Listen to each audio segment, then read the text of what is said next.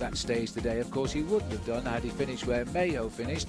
But yesterday, the team rode so well, particularly George Hincapie and Vyacheslav Yekimov.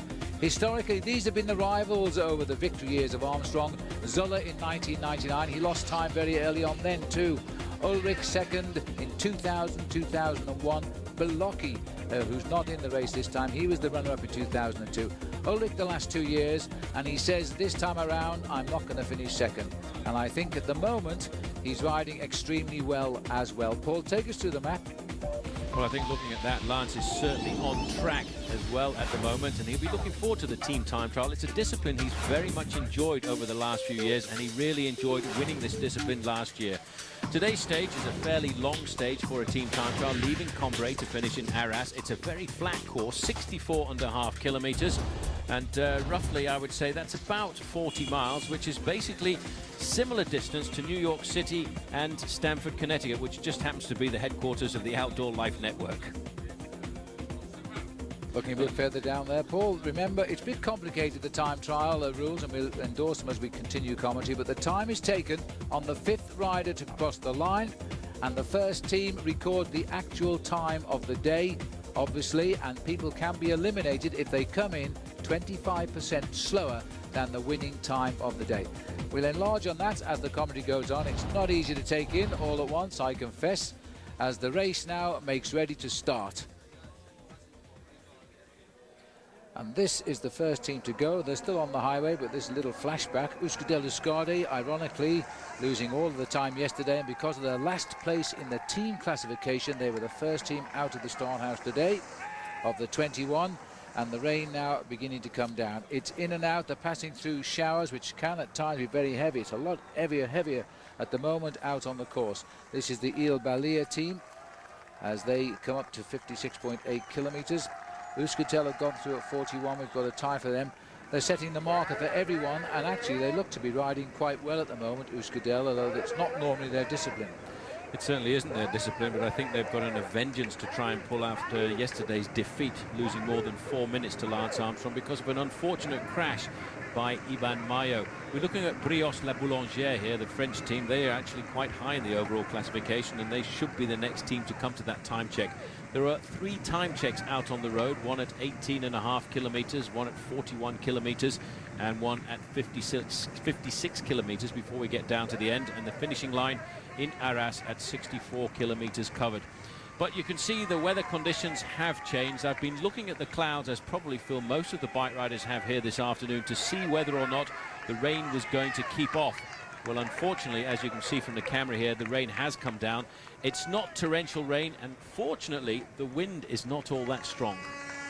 Well, it may look unpleasant, but it's not that unpleasant at the moment. But of course, what you have to remember is these riders are riding bicycles specially designed for this type of race. They're not allowed to happen in road racing stage because they're not controllable like a road racing machine, and they've got to be very careful they don't get tangled up with one another on some of the dangerous corners along the way.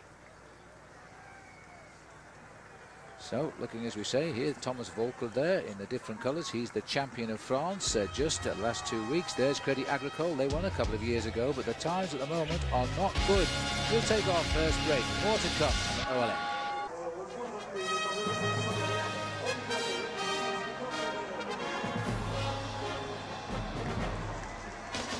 Welcome back. We're looking here at the departure of the team AG2R, the green jersey being worn on loan from Robbie McEwen by the stage winner yesterday, Jean-Patrick Nazon. And as they make the start, the rain out there at Cambrai is a lot heavier than it is at the finishing line where we are sat at Arras, because it hasn't reached us just yet. The team best time through at the first checkpoint at the moment is still Alessio Bianchi, 21:37. Euskaltel are leading the charge towards the line. Well, there's a view from my helicopter, Paul. Rather dismal at the moment. Best time 21:37 at the first check, but these are the early teams here. The Esso team of Magnus Backstedt. Seiko have done a reasonable ride, gone through third there, and we'll see how they lift the speed as hopefully they'll race away from the rain. 18.9 kilometers, by the way, is the first check today, and at the moment 7 teams have passed through that point, with the best time, that 21:37 by Alessio Bianchi. The teams are starting in the reverse order as to the overall team classification, and now we know why the US Postal worked so hard these last few days, because they lead the team only by a few seconds, but that's enough to give them pole position on the start line today. All of the riders will be ahead of them.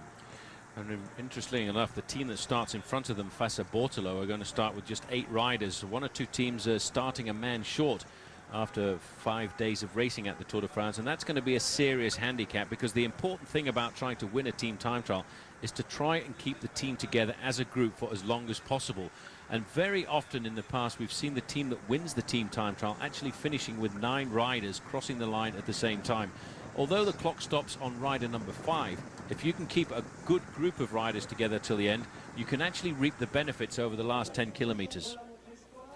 Well, the next team to go will be Brioche La Boulangère, and Gerolsteiner making ready here as well. They're a little way down the line yet, Gerolsteiner. No, I beg your pardon, Gerolsteiner will be the next team to go. They're behind AG2R. 5-minute intervals are the gaps, and the riders a little bit unwilling to come out to play today, I think, because the weather almost on cue has gone from a reasonable morning, quite nice sunshine, to absolutely damp conditions down there at the start. Much to my amazement, Paul, the first time the race has ever gone to Combray, and all these years have passed by and they've never been there before. I can't believe it. Really quite interesting, in fact, that the race has only ever started once before in Arras as well. Now, you can see the formation here as we look at Quick Step Davitamon. This is the team of Tom Bonen, and of course just in front there the team of the man who leads the King of the Mountains classification, Paolo Bettini. He too was involved in an accident yesterday. He crashed just before the cobblestone section. A little bit injured, but it's not going to affect his continuing in the race. But fortunately for this team, they have a full complement of riders. I noticed towards the end there, Tom Boonen was looking pretty frisky in the sprint. But, you know, I think most of the riders are hoping once we've had the team time trial, we will have started to set the hierarchy of the race, and the race will calm down and not be quite as nervous as it has been over the first 3 road stages.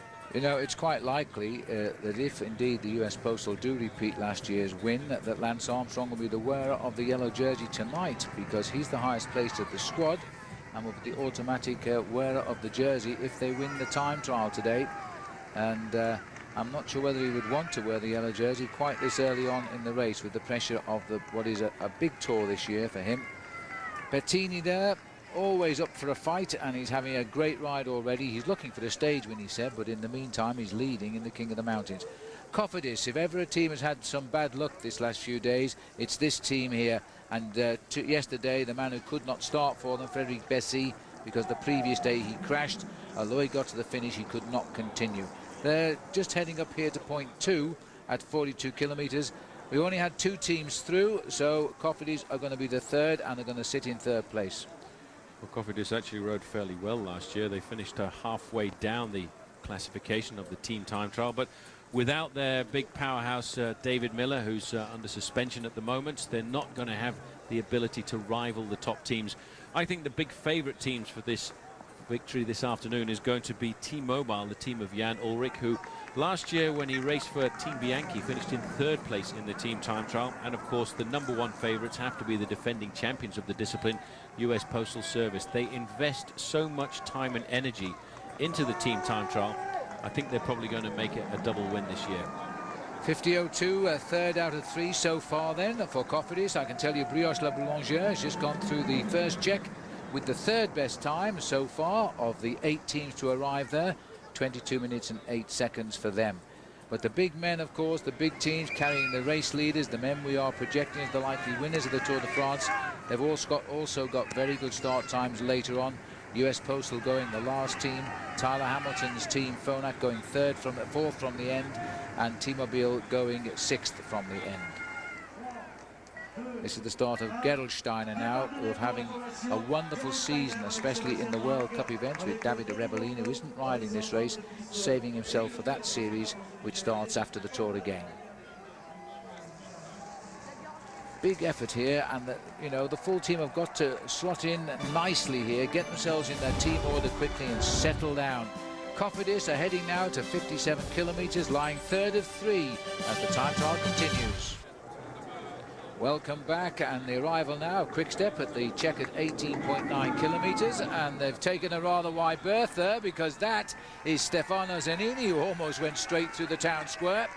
Now you see these bikes don't go round corners that well. The riders are a little bit nervous of how slippery are these roads. The rain has only started to fall in the past hour. Zanini taking a very wide berth, and one or two others also taking it with caution. That will have cost them a few seconds. Now Zanini, they'll wait for Zanini at this early stage of the race. There's no point. There's the team. They're not pushing on until he comes on because it's quite silly not to wait for the man at this early stage. We're back out on the open road now as we look here at the RAGT team. They're heading up for the second check of the day. 3 teams only through, and they're going through in the third place. The 4 teams now through. 14 out. No, they're still counting here. And if they drop below 50 minutes, then they'll go behind Cofidis at this checkpoint, and they might. Well, it looks as though RAGT are continuing to slip away here too. Cofidis did 50.02, and they're going to go through in the 4th place of only 4 teams rather, to reach this point at the moment.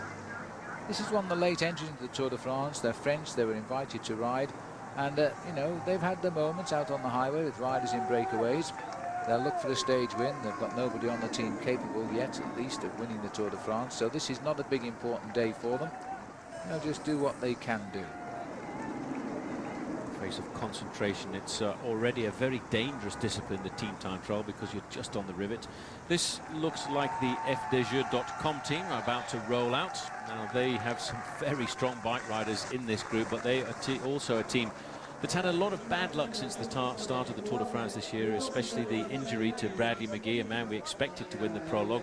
And it looks very much as if it's Bradley McGee leading them away. A very experienced bike rider, followed up there by Matty Wilson, the Australian national champion. You see how he looks over his shoulder there, just wants to make sure that everybody's got away safely, that everybody has made contact with the line. And the rain is absolutely tippling down here in Cambrai, but I can tell you it's not too bad at all in Arras. Umbrellas are up, but it's only a light drizzle. But there, it looks pretty much torrential to me. Matt Wilson goes through in 2nd place. The 2 Aussies there stolen the march on the rest of the team, so they better pull themselves back together. I think this is one reason, Paul, that the team kept Bradley McGee in the race, because the team time trial is a strength of his. It certainly is. He's a kind of rider who's a steady bike rider, and he will actually be able to control the rhythm out on the course. Even though the rain is coming down here on the team time trial, this team is actually looking very fast indeed. They're obviously well above 50 kilometers an hour average speed right now as they go around the corner. These white lines down the middle of the road are probably the most dangerous thing that the riders have to contend with today, because they're actually lifted up just a little bit from the tarmac, and as you flick across, sometimes if you get them at the wrong angle, the back wheel can slide. And because these riders are riding a aerodynamic solid back wheel, the bike is not quite as flexible, and if it starts to slide, it is very difficult to control. Now this is Seiko coming up here, and they might well be the best time at this check. Look at those faces, they're really giving it a special effort here. Best time is still Euskaltel at 48.01, but Seiko were running them fairly close, and it's not going to be good enough because it's quite a long way when we pick them up here, approaching the actual checkpoint. They will be, though, to me, they are accelerating now. They're going to be close to Euskaltel. I don't think they'll get them, but they might, you know. They've still got 20 seconds here as they come up to the line. 41.8 kilometers this checkpoint. We'll round it up to 42 as the Seiko team of Italy now are just going to be very, very close to matching Euskaltel at this second checkpoint out on the course. And the clock is, see, it is a long way around this corner, Paul. They're going to go behind again, but they should come through with the second best time, because Credit Agricole 48.30 should make the line before then. Second place for Seiko, and it's quite interesting, the Tour de France, as you look at the faces of these riders. One or two people are saying, why don't you talk too much about Lance Armstrong? Well, because he won't really come to the fore of this race until the latter part. We haven't even talked so far about Gilberto Simoni, who's a member of Team Seiko. We'll expect to see him as well in the latter part of the race in the mountains. So there's the boys in blue, and Quick Step there looking to set the trend when they get up to that second checkpoint. They've gone through in 5th place at the first check so far. They seem to have recovered anyway from the loss of one rider who's got themselves now back in there. So all 9 men pushing on, and look at the rain. Oh dear me. Anyway, let's take a look at who's in the yellow jersey today in our Nike yellow jersey moment. And after that wonderful ride yesterday, Robbie McEwen becomes the 4th Australian cyclist in history to wear the leader's yellow jersey. For the record, Stuart O'Grady, Phil Anderson and Brad McGill are the other 3.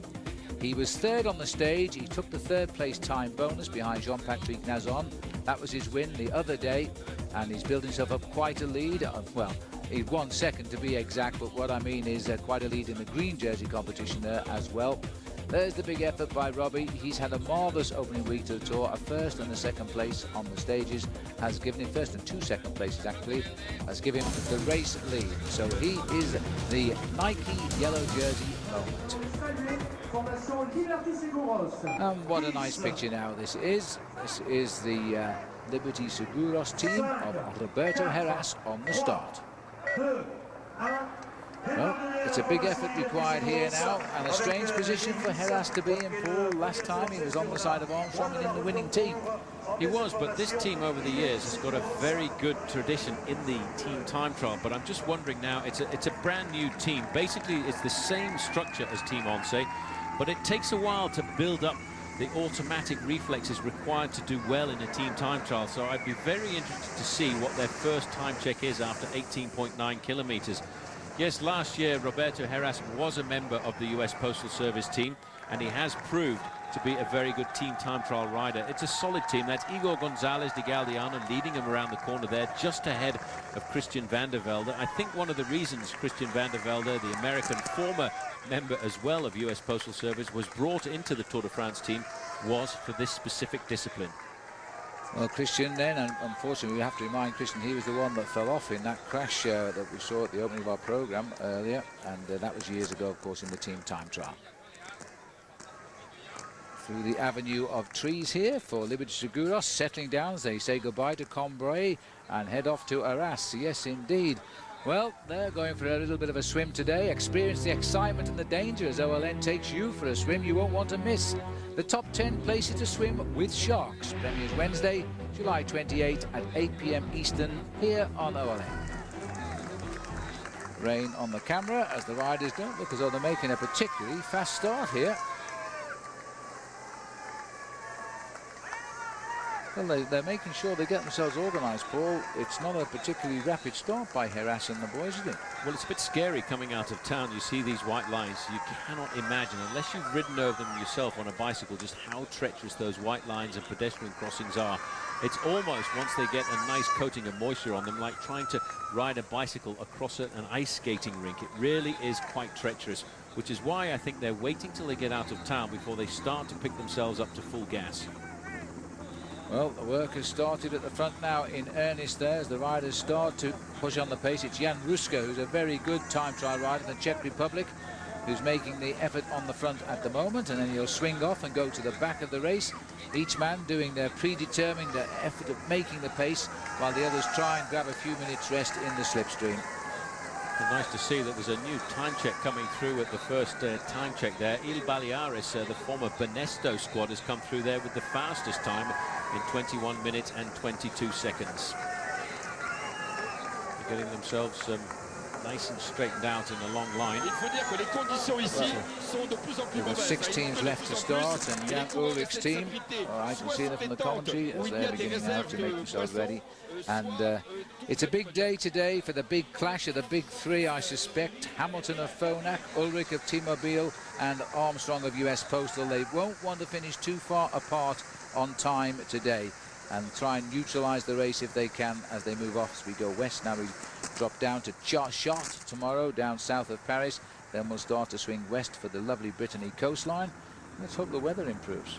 Well, the weather forecast for the next couple of days is not great, actually, and it probably won't change until we start to get south of the River Loire. The French have always regarded that River Loire as a climatic frontier. But once you go south of there, the weather almost certainly will start to improve. But the long-range weather forecast, I'm sorry to say, is rain and wind for the next couple of days. Oh, ouch. River Loire, by the way, France's longest river. I think it's about 650 miles long. It's a great river. Some nice wine grows off its banks and some great fishing when you're in the river.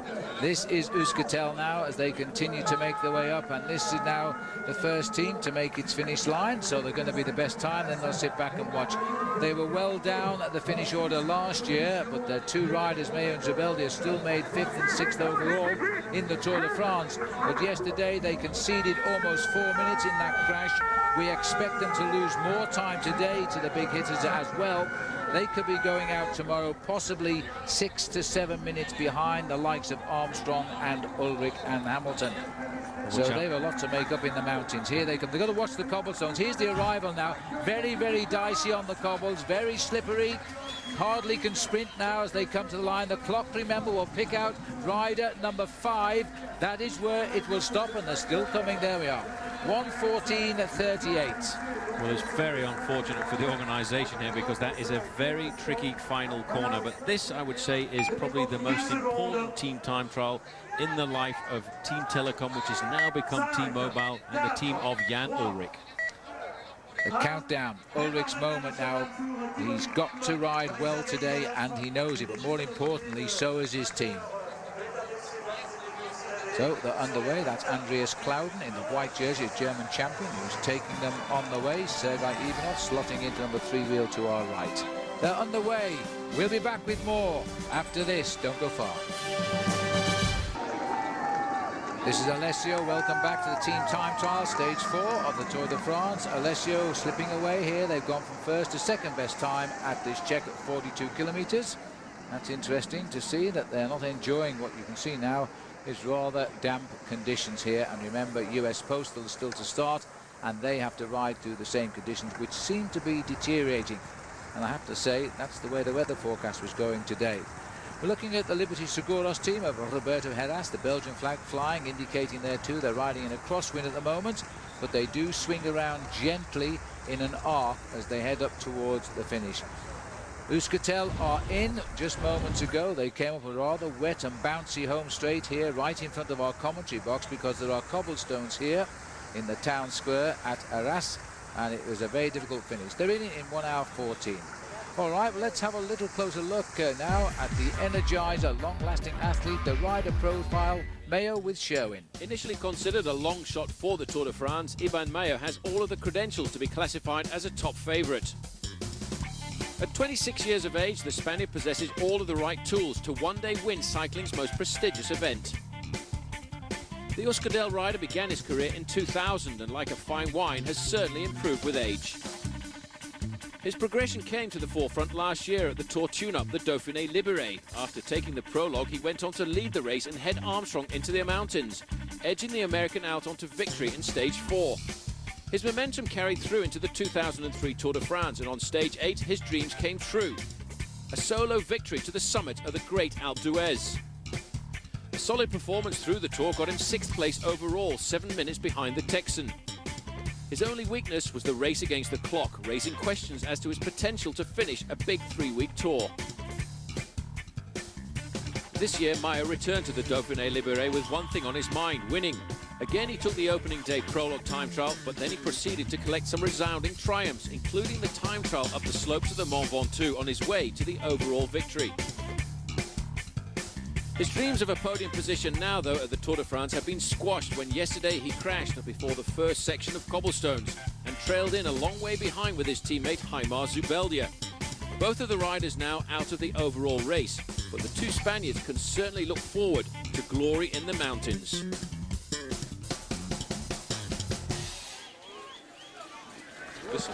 So Iban Mayo is in, his team setting the only time at the finishing line now as he's in with 1:14:38. Departure there of Rabobank means that Tyler Hamilton's Phonak team will be next to go, followed by Denmark CSC, Fassa Bortolo and Armstrong's US Postal. T-Mobile have already started. This is the Rabobank start. Eric Dekker in the red jersey is the new champion of the Netherlands. A nice title for Eric, who has had a wretched last year when he had quite a serious crash. There's the team that's setting the trend at the moment, Eels Bellier. They're heading for 42 kilometres at the moment, the best time so far. Well, I'm just thinking, Paul, that this team should topple. I'm just wondering what happened to Alessio Bianchi. He went through at 19 kilometres, 30 seconds quicker than Euskaltel. At 42 kilometres, they're 2 seconds slower. The important thing about a team time trial is to dose your effort over the whole distance of the event, the whole 64 kilometres as it is today. And I have a feeling maybe Alessio Bianchi started rather quickly. This team we're looking at here, Illes Baleares, the former Banesto team, is a team which in the past has ridden very well to defend their men in the overall classification. Let's not forget this was originally the team of Pedro Delgado who won the Tour de France, and of course it then became the team of Miguel Indurain, who was another 5-time winner of the Tour de France. So they have in the past been able to lift themselves to put in a fine performance. And to you mentioning Miguel Indurain, if Lance Armstrong takes the yellow jersey today, he will equal Indurain with 60 yellow jerseys in career history, and together they rank 3rd in the all-time rankings, or they would if that happened. That's a lot of days in the yellow jersey, and Lance Armstrong, I think, will have that in the back of his mind. I think what he'll have in his mind today, though, is to make sure that everybody is safe, everybody keeps upright, and they don't have any accidents or incidents out on the course, because for the moment, everything seems to have gone well. Everything is perfect. They've got no injuries, no illnesses. But then neither does Jan Ullrich's T-Mobile team either. They all look very good, and they were very strong yesterday, placing Jan Ullrich in that front split when it really counted. Well, update for you at the moment, to 1:14.38 set by Euskaltel. Only 2 teams have finished. Crédit Agricole were a very disappointing time of 1:15.35 for them. It's going to slip them away in the overall. We're still with Liberty Seguros at the moment, as they're out on the course. Now, let's have a look at the word of the day today, and the word of the day is time trial. Log on to olntv.com and find out more, and you can enter for a chance to win a cycling trip here in France in OLN's Tour de France sweepstakes. Word of the day, time trial.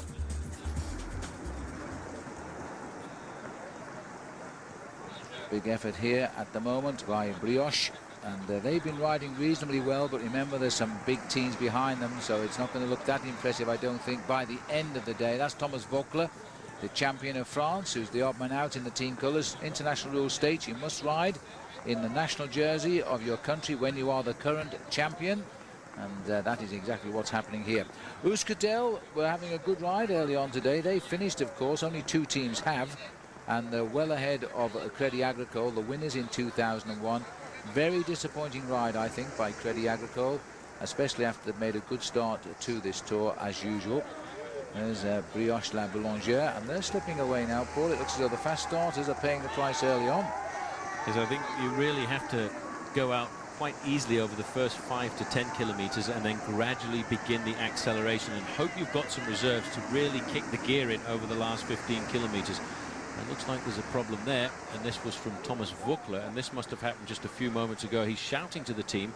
I think the problem is he probably has himself a flat tyre, and they're all sitting up and waiting for him. I only counted 8 riders there, so somebody's not with the team right now. And so it looks like the decision is being made to wait. We'll catch up with that as our camera takes us back there. But this is the team that might come through with the next best time. They're still the best time at the first check at 18.9 kilometres. Tyler Hamilton's squad are online. The big countdown, very important moment this for Hamilton.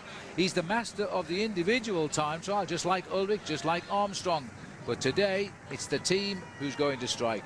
They've got a very good team as well. They've got 1 or 2 excellent time trialists in the squad to take up the level at the team time trialing. And Santos Gonzalez, the Spanish rider on the squad, in his own right has been a very good individual time trialist. I think we'll get a lot of help as well from Bert Grabsch. Of course, Oscar Pereira, who's had an absolutely fabulous season this year, but it's all really for Tyler Hamilton. He's just sitting at the back there in 8th position with the dark glasses on. He's got white shoe covers over his shoes to go to add to every possible little thing that will make these riders more aerodynamic. But the weather here, Phil, is absolutely atrocious here for the team time trial, and it's going to disadvantage, I think, the last starters, and the last starters are US Postal Service. Yes, as we continue to look here, rather bleak. It's a wet old day in northern France. Stage 4, the team time trial heads from Combray to Arras. The US Postal boys are not far away from making their bid. The majority of the 21 teams are now either finished or riding. Best time still by Euskedel, 1:14.38 at the finishing house. This is CSC. So CSC now on the start line. They are the third last team to start. Now this is a nice discipline. Bjorn Rees wants his team to ride well here today. They've got a very good chance. They're a strong team. They've ridden well all season. I think the only negative thing that I can bring into Team CSC is one of the strong time trialists, Andrea Perron, was involved in a nasty crash on the first day out on the open road, and he injured his wrist. Now, the important thing about the wrist is when you try to get down into that aerodynamic position in the middle, it already puts a lot of stress onto the wrist and arms, and with an injury like Andrea Perron has got, that's going to be quite sore this afternoon. So CSC are underway, and they're going to have to watch this right-hander. And as they start off, we are now less than 10 minutes away from the US Postal team beginning their effort. And so yesterday, Craig Hummer spoke with Lance Armstrong about this particular day. As you know, every day is a different day. Tomorrow, the team time trial, without taking a second to savor this one and getting through safely. What do you look to do tomorrow? Oh, we have to ride strong tomorrow. I think we can do that. I think we can win. I mean, we won last year, and I think our team's better this year. I think we're smoother. So we have to see. All right, good luck. Yes, indeed. We will have to see. And now it's about 8 minutes away before they start. Fassa Bortolo will be next to go. Here they are. They're getting ready. 5 minutes behind them will come last year's champions of the team time trial, US Postal. So as they make ready, we go out on course to have a quick check on Rabobank here, and you can see the rain continue here. It looks a lot worse because our camera's catching the full spray there off the wheels of the bikes. All right, well, we've now heard from Lance, and now it's time for our Trek Blue Train bike beat. And we'll have a little here now from our own Frankie Andreu as he speaks about the team time trial bike for Postal. Last year, for the very first time, the American team won the team time trial here at the Tour de France, and that was the U.S. Postal Service. They did it on this bike, the Trek team time trial bike. It's also won a gold in the Sydney Olympics and an Ironman. They went into the wind tunnel to make a couple changes. One of them was the Bone Traeger carbon bars. Used to angle up like this. They decided at the wind tunnel it was more aerodynamic to be like this so the wind would pass over the wrist better. Also, you can notice the aerodynamic tubing on the frame. Everything as fast as possible. The aerodynamic front fork, the tri-spoke front wheel, and the solid disc. Also, all the cables, everything is internal to try to cut through the wind as fast as possible. But no matter how much effort Trek puts in to make this bike fast, it's still up to the riders to pedal as fast as they can to try to win the race. Yes, indeed. It's the athletes in the end. This is the RAG team coming in rather bedraggled bunch. 4 have finished, and they are 4th at 1:17.40. The rain is having its tale to tell here, I think. Well, they looking over the shoulder, Paul. I think they lost riders on the run in there. They don't look at all happy. And just look at this as they come round. Those cobbles are becoming absolutely treacherous now. I think a problem as well is a lot of riders have not taken a lot of attention to the tyre pressures that they've been riding on. You know, it's very important, especially with the fact that there are 1 or 2 cobblestones out on the finishing straight, to make sure the tyres aren't too hard. Very often for a team time trial or even an individual time trial, the riders will pump these tyres up to 100 psi, and that is much too hard. It's great when the roads are dry, but if they're not dry and wet like this, you need to ride them just that little bit softer, between 65 and 75 psi. That's about twice the pressure of a car tyre. That's right. It's more than that. It's higher than that. It's about 3 times at least. Looking down there, there's the big man. He's not too happy in the team time trial, but he's had some success over the years, having worn the yellow jersey in the Tour de France. Mario Cipollini. They're heading up to the 42-kilometer check here at the moment. Now, they went through the 19-kilometer check as the 10th best time of those already through. They might be improving a little bit on 10th overall, because there's the marker. 5th man will stop it. Oh, there's been a crash in Seiko. Seiko have gone down here, the next team to finish.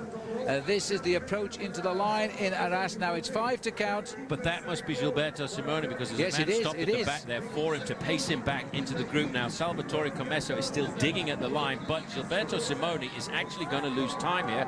There's shouting. You can see one of the teammates Watch this corner. because they're shouting. They don't realise Simone's lost. These guys are getting great times, but Simone isn't. He won't get the same time. As they rattle over the cobblestones, former champion of Italy, Salvatore Comessi, comes in. He doesn't know what's gone on, banging his handlebars. But you see there is a time gap. There'll be a second gap, probably 10 seconds slower for Simone. Well, Simone, they were trying, or the rider at the back was actually trying to communicate to the other guys that Simone was off the back, but he has lost a bit of time, but still a pretty good ride by Seiko. The penultimate team to start now is Fassa Bortolo. The disadvantage they have is they are only 8 men strong. Yes, and it's a big disadvantage today when you need every man to set the pace at the front. 1/8 of your competition out, or 1/9 rather, of your team composition out of the race. That's a big effort on the other boys. Anyway, they're away. The boy in the different colour jersey this time is the champion of Luxembourg, Kim Kirken. And they are underway to big cheers here now. Well, I'll tell you, US Postal are popular in this part of France, and they are the next team to go, and the last team. Last team to go, and that will be in around about 4.5 minutes time from now.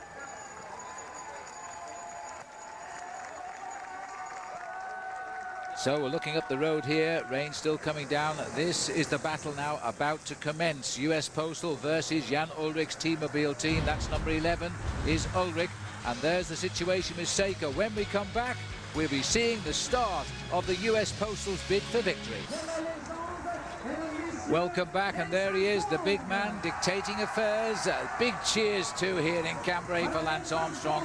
What a popular man he is. 5 times winner of the Tour de France. He's now heading up for the big start. Well, there he is, Paul. He looks ever so cool. It's almost as if he's in a little cocoon. He's completely shut out from the world around him, isn't he?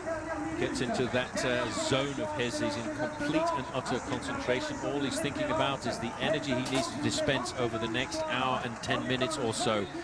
Nice to see that helmet. There's a lot of work gone into the production of that helmet. The helmets that the riders can use in the team time trials or individual time trials right now have to conform to safety regulations, whereas before they were only fairings. But it looks to me as if they've done an excellent job on this helmet here to make it as aerodynamic as possible.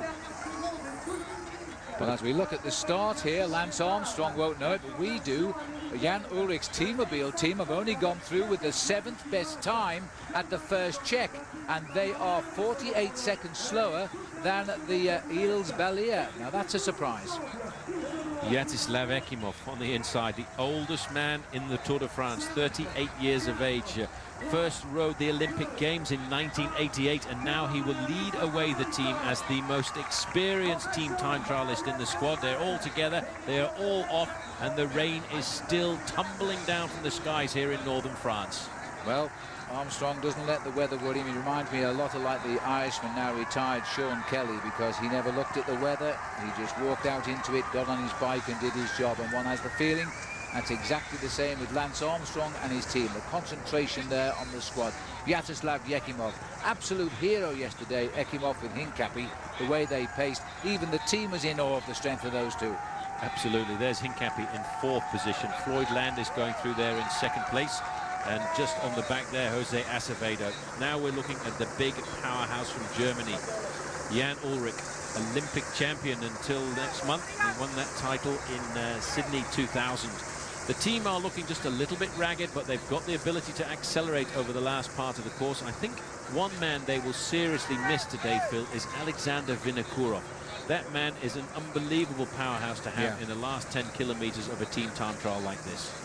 Well, of course, we don't know what Lance is going to do, but at the moment, I would suggest that 7th place is not the best place to be for T-Mobile at this stage of the race, Paul, because I don't think that's a great start at all. Not at all. This team here in the past have never been good at the team time trials. There's Robbie McEwen in the yellow jersey. He's got a stage victory under his belt. He's the leader in the points classification as well. He's just ahead of Jean-Patrick Nazon. Last year in the team time trial, the Belgian Lotto team actually finished in last position. I think they might be tickling that again this afternoon. Well, here's the hazardous approach to the line here. As they come in, they've got to take that corner gently, gently. Watch out, Robbie's the best bike handler, I think, on the circuit. And he'll come round it okay. The yellow jersey of McEwen, there he is. I'm sure he won't be leading tonight, but that won't worry him that much. They're gently coming up towards the line now. 3, 6, I think all men are here. One just off to the left of our camera. Christoph Brandt there looking over his shoulder. Koos Boerenhout as they come into the final corner here. McEwen in yellow, taking the privileged first position. Sticking out his left knee there. It looks like they're all safely home, but there's nobody sprinting for the line here. McEwen comes in. 1:17. Wait for the fifth man. 1:17.22 is the time. Only 4. Not a bad ride for them, actually. That's a lot better than they've done in the past. Robbie, I think, realizing now he's probably going to relinquish that yellow jersey at the end of the day. This is the last team on the open road. The team of Lance Armstrong. The man at the back there, Chechu Rubiera, the man who Armstrong will count a lot upon in the big mountain passes. Just in front of him, Floyd Landis, strong bike rider, man very likely to take over the mantle of Lance Armstrong in the years. Well, now we're waiting for the first check, of course. We're waiting for the arrival of Rabobank and Phonak. They'll be the next to the first checks here. T-Mobile, 22 minutes and 10 seconds, when the best time is 21:22 by Il Balia at the moment. That doesn't all well. The big firing machine from Germany, to me, isn't firing yet unless they pick it up as the race goes on. There's less tortuous roads lying now in the second segment of the time section of the race, before, of course, they come back into Arras. Mobile at them, rather US Postal will now take full advantage of the fact they're starting behind T-Mobile. They will know what that time is at 19 kilometers, and they will be settling into bettering it. And because every second gained on Jan Ullrich here is an absolute bonus for Lance Armstrong later. It is a big bonus. The fastest time at 42 kilometers, still on the shoulders of Il Baleares, the Spanish team, who were hoping that their man Francisco Mancebo would perform well in the Tour de France this year. AG2R Prévoyance, the small French team, not too worried, I don't suppose, about riding high in the overall classification. And after all, they have been very successful anyway, with 2-stage victories to Jan Kirsipou and, of course, to Jean-Patrick Nazon. Nazon, the green jersey wearer, at the moment on loan from Robbie McEwen, as they now continue. And just a nice regular. Here's the Alessio team. They're making their final approach to the line. It might well be the best time, this, as they're coming in, because Alessio here could be recording the best time. They've been challenging all the way. They were second fastest, just 1 second slower than Seiko. Remember, Seiko lost Simone in the sprint. It is going to be just about good. Oh no, they'll have to make the other left-hand corner. Despite the problems Seiko had, I'm afraid Alessio aren't going to wrest the lead off them, because that's Euskadel there. As they come into the final bend here, they're going to slip away. Fifth man will stop the clock wisely, taking no chances on that corner. Much to my amazement, nobody yet has fallen on those cobblestones, and let's hope that's the way it stays. 6 riders making the finish together, Paul, and the fifth one will stop the clock. And there we are, 1:15 dead for Alessio Bianchi. Now, as they finish here, let's just think a little bit about the riders, US Postal, and just how they rode the team time trial in 2001. That's not the pictures they want to see, of course, as Christian van der Velde amongst the fallers there in a massive pile-up, the white line syndrome, as the rest of the team swerve there and put them in a little bit of disarray. Well, those memories are well behind the team now, because last year they rode like a metronome. Never made a mistake, stamped on the pedals, and they won the day. And that's what they want to do again today. And now, this is the problems here with Jan Ullrich. Then it's actually Ullrich here who has now had a problem. Oh, it's a tall ride. It's Ralph Aldag. It's Ralph Aldag. Now, they may not wait here. They may have to say, hard luck, Ralph, because they've got to keep on going. In fact, that's number 14 there. That's not Aldo. That'll be Giuseppe Guerini, the rider who won the stage at the top of the mountain in Alpe d'Huez. Yes, it is. And so Guerini is the rider. I think they'll leave him, and this is unlucky for him. Well, that's bad luck, Paul Guerini. Now, what will they do? What do you think? I think they'll wait for him. We're still a long way to go, and he's a rider they daren't leave at the side of the road, because if you get dropped at this stage of a team time trial, you can find yourself losing a man and having him eliminated. And Guerini is a man that they will seriously need to count on in the mountain stages.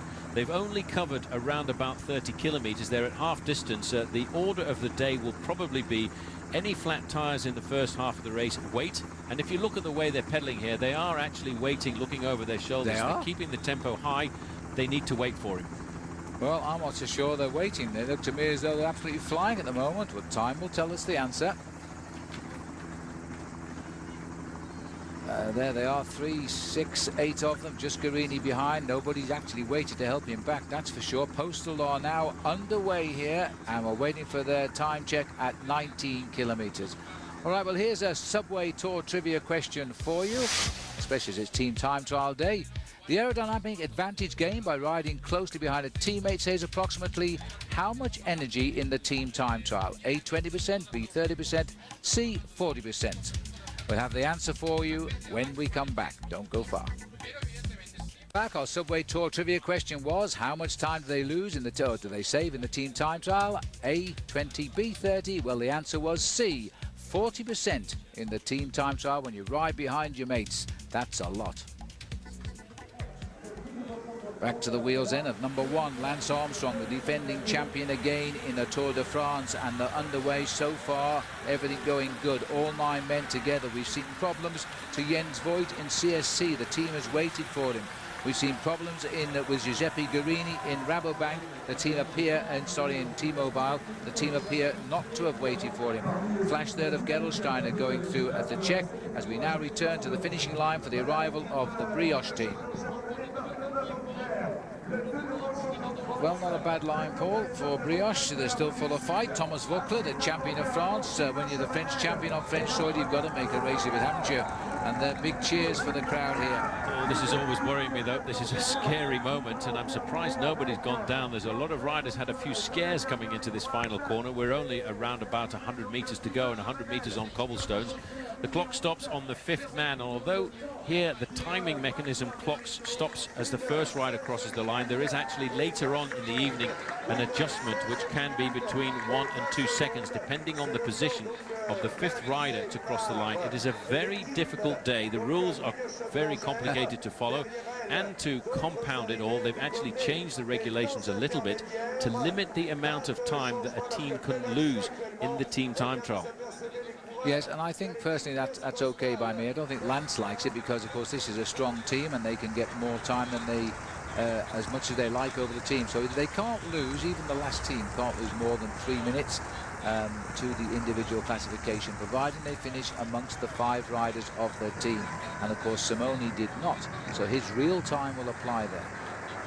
Well, actually, just looking at this team, I can only see 7 riders, and I hope we can drop back a bit because Phonak went through the first time check with the 3rd fastest time, 30 seconds adrift, and they may well have lost somebody already. Now, that is a serious disadvantage if they have.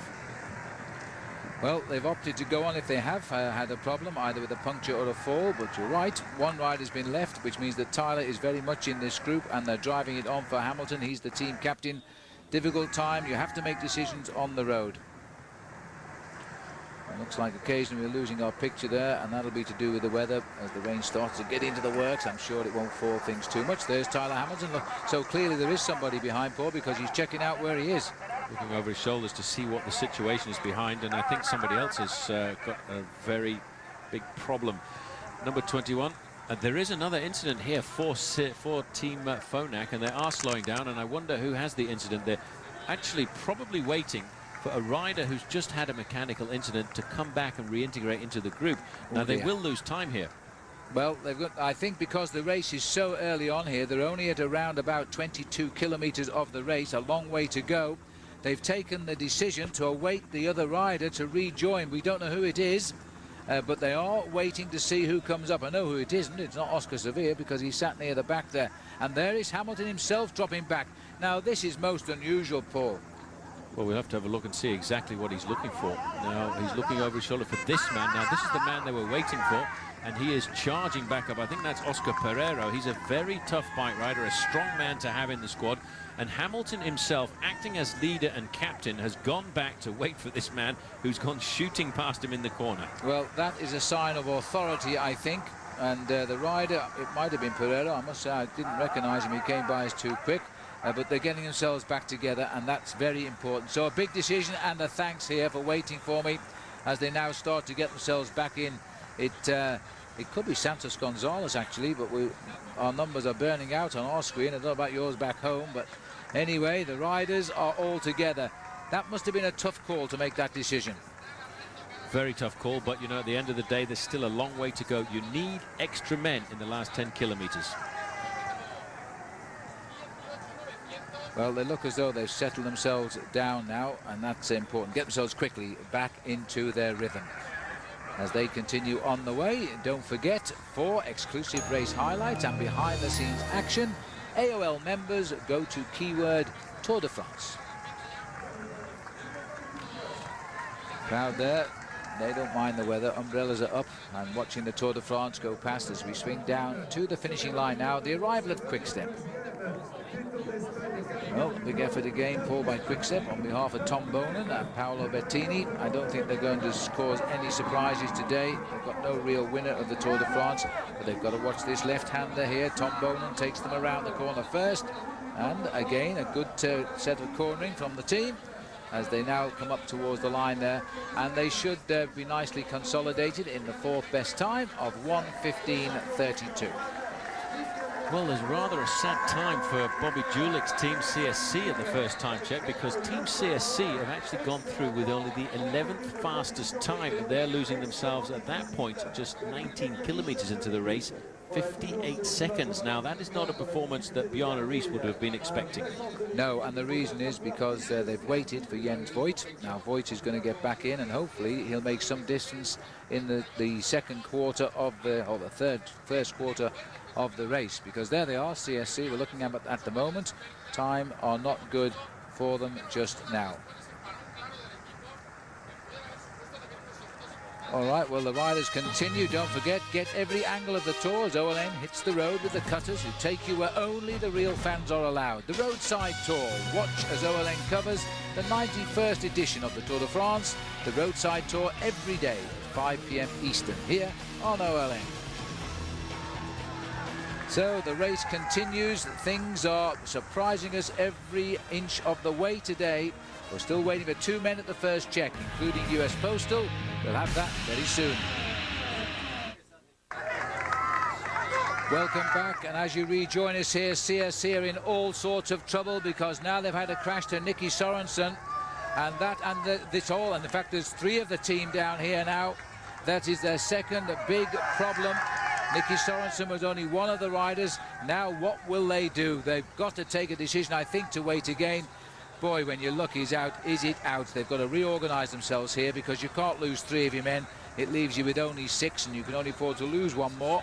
Otherwise, you're not going to count with the time until the others come home. So the team again is having to wait just as they get themselves back into their rhythm. This is a great shame. And now we're looking back at the finishing line here now as Liberty Seguros, checkpoint 42 here. I moved them a bit too far ahead. This is the checkpoint for Liberty Seguros. They're having a great ride here, and they are pushing the leaderboard, and Heras is, I think, finding his team is riding exceptionally well. They've gone through there with the second best time so far. And we're just looking here, I think. No, we're looking at the team now getting themselves. I thought we were having a replay of the crash there for a moment, but it wasn't to be. But also one of the riders who fell there was Ivan Basso himself, and this is Basso here. Basso is being, I think in fact, he's got a problem with his right arm, which he's hurt in the crash. Yes, he has, but he's still just going to change his bike anyway. Well, boy, this is going to be one of the busiest team time trials we've ever had, Paul. Let's go back to the finishing line now. Domina Vacanzi are coming home. There'll be no big impression here because they went through in 14th place at the first check at 19 kilometers. But we've got Cipollini still sitting there at the back. Watch the left-hander, boys, because there's nothing to race for here. Just get yourselves safely to the finish, and the differential skills as the riders come over those slippery cobblestones up towards the line. Domina Vacanzi still looking for the stage win off Big Mario. Could come in the next few days, you never know. Right now, 7th place for them. Well, they won't have tried too hard out on the course. Another quick time check coming through at the first time check. In fact, Fassa Bortolo not riding very well. They went through in 15th place. This is impressive. They're coming up. They've improved in this second quarter of the race, Paul, that's for sure. T-Mobile here have settled into the rhythm right now. Remember, they were only 8th best of the squad as they went through the first check, and I think they're going to be vastly improved as they hit the second check. So Jan Ulrich has got his team organised now. They had to wait for Giuseppe Guerini. They chose to do just that. slipping a little bit. We expect that at the moment. They're not going to take all time back in just about 20 kilometres of riding. Andreas Clouden is bringing them up, and now it's Eric Zabel driving them through. Second best at the moment, 47.09.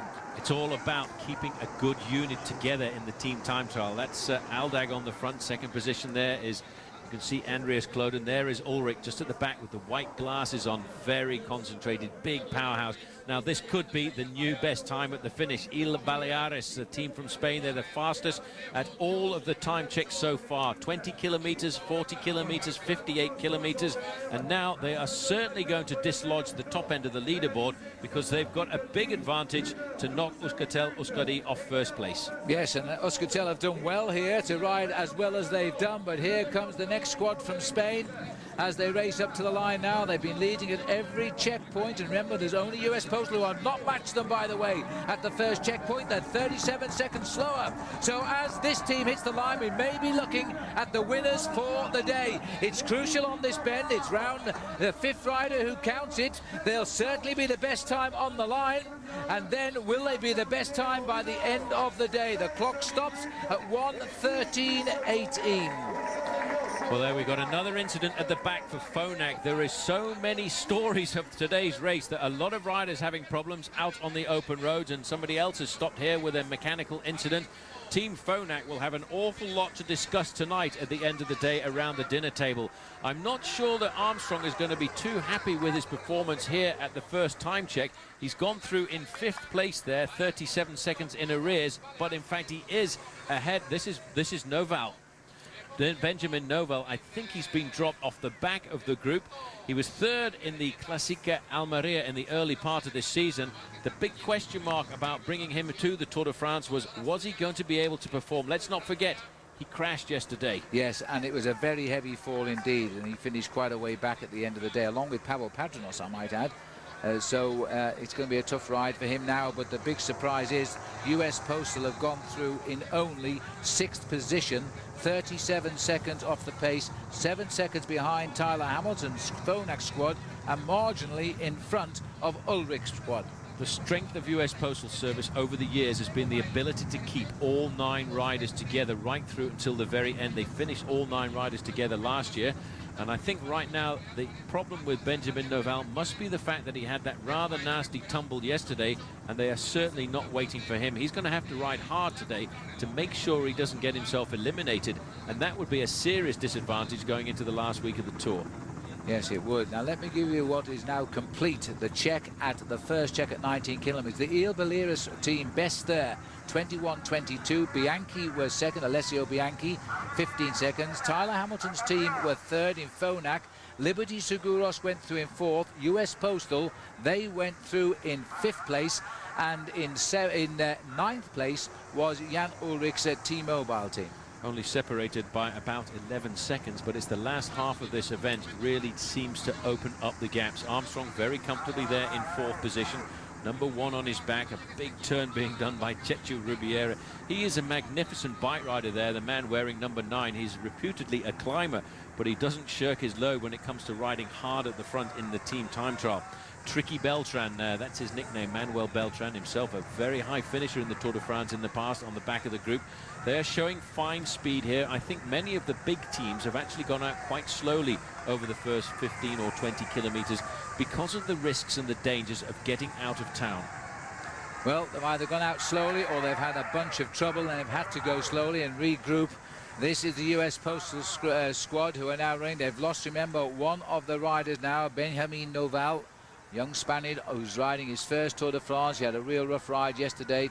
He was working superbly for the team yesterday when right at the front came a crash. We don't know who caused it, but just look at this now. Liberty Seguras in a long, thin line. In a long, thin line with a gap in the middle, so they've obviously have a mechanical incident as well as they try to pull themselves together.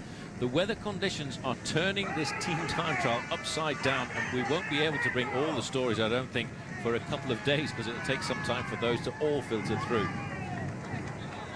Well, we're doing our best. I'll tell you, we've got paper flying everywhere here as we try to keep up with 21 teams. Some, of course, who've now finished. 11 of them have now finished. The situation is this. Il Baleares is up there, top of the leaderboard, and it might turn out to be the best time of the day. Euskaltel really pulled an ace out of the pack with a 2nd place thus far. Seiko are hanging on to third, but without Gilberto Simoni, he will have lost time today in the crash near the end. Armstrong, still a question mark. We'll be back very shortly. Welcome back. This is now the arrival of Rabobank at 42 kilometres. This is Levi Leipheimer's team, and not a bad ride. They're doing the best for him because they're rubbing shoulders with the leaderboard. They should hang on to that fourth place at 42 kilometres as they come up towards the line. So Rabobank doing very, very well here. Little flick of the left elbow saying, next man's turn, please. I've done my stint. Fourth place, 47.35 they've gone through. And as we look at these, I can look back now at the leaderboard at 42 kilometres, and this team here, T-Mobile, they have just gone through in the second best time, only 11 seconds off the leaderboard. Next team to finish now is the team AG2R, Paul, with the green jersey of Jean-Patrick Nazon, and they'll just have a respectable ride, I think. Precariously going around the corner. This man here looks like one of the riders has taken a jump on everybody else. There's the green jersey at the back of Jean-Patrick Nazon, and they will record a team which at the end of the day will probably be a top 10 finish, and the average time again in excess of 50 kilometers now. There's Jan Kursipuu, there's the green jersey, Jean-Patrick Nazon. It's not been a fun bike ride for most of these bike riders here this afternoon, as you can get a chance to see just how these machines are slippy over these cobblestones. Remarkable. Yes, not for the nervous. That's Laurent Brochard, former world champion as well. Now the face driving on there at the front here is Tyler Hamilton. Stopped again, a problem again for Phonak at the back there. They're down to 6 riders here. Someone else has had a problem. This could be a problem with the choice of equipment this afternoon. They might have gone for a light tyre. They might have taken the risk for having a faster tyre on the road. And because the rain came down only 15 minutes before the start, the mechanics weren't able to change at the last possible moment. Well, they're only saving graces. The other big teams have had problems. US Postal have, T-Mobile have, and CSC has. But they may have to take the decision now with only 20 kilometres to go to just go for it. There's 6 riders though, Paul. Only 6 riders. You know, having 1 extra man or 2 extra men over the last 15 kilometres is a huge advantage, which they are not going to have. I think 1 or 2 of these teams at the end of the day, if they were against the new regulations for the team time trial, are going to be very much for them, because some riders are going to get a big advantage from the fact that they won't lose all that much time because of the way that the time structure has been changed, basically to advantage the teams of the climbers who usually have weaker teams in this discipline. Well, as we look at Andreas Clouden here in the white jersey, big Rolf Aldag, who's had his trouble today. This is the T-Mobile team. Now, Phonak have held on to their 3rd place overall at the check so far, but I have to say that it may well be changed now with the arrival still to come of at least the US Postal, because CSC have also had major problems on the road, and because of that aren't appearing amongst the leaders at all at the moment, and that is really sad for Bobby Julick's squad just now. Well, Phonak doing a good ride despite all the accidents that they've had out on the course, because 3rd place finish for them at the 42 kilometre time check, which is pretty impressive, just 22 seconds off.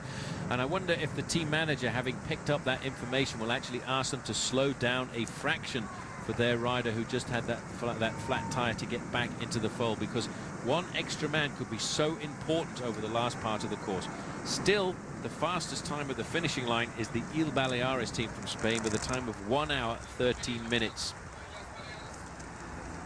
There is the Express of US Postal Service counting down now, just 8 men. That is just 8 riders left, and 12 teams have now finished. Just looking there, Paul, they look as though they've got themselves organised now, and poor old Noval, he's got to watch, he's got to keep the pressure on, because otherwise he could be eliminated by the time of the fastest team today. I'll give you a professional tip as well. It's a lot easier for a rider who gets dropped from the teams further up the road, because he can actually nip in behind a team that passes him, and he can use them as a carrot to keep his pace nice and high. Benjamin Noval at the moment will be the last man on the road. He's going to have to ride a very fast and hard individual time trial to make sure that he doesn't get eliminated. Elimination time is around about 12 minutes. There's Roberto Heras. That's a nice shot of him too, and I think his team riding superbly for him today. And this team time trial is probably one he feared, but you know, if he keeps his nose clean, the team doesn't have any trouble, he might even gain a few seconds today, and that was what nobody was expecting. complicated race for all the team managers. It's a day which they don't look forward to, because it's not just 64 kilometers. There's all the preparation, all the build-up, all the warm-up, making sure that everything is right for the big team time trial. A very important rendezvous. Just looking there at the rain coming down here now as the riders continue to go through this little corridor of people. All right, well, here's one special for you. Don't forget to enter Trek's Ride with Lance giveaway. And you can do it by going to trekbikes.com and find your participating dealer.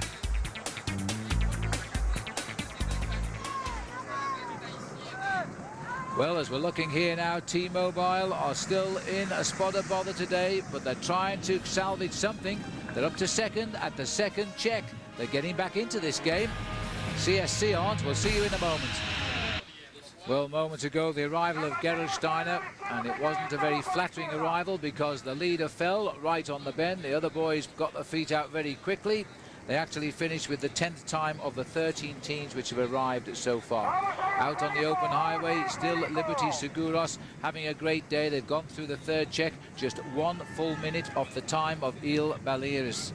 So that's interesting. 2 Spanish teams right on top.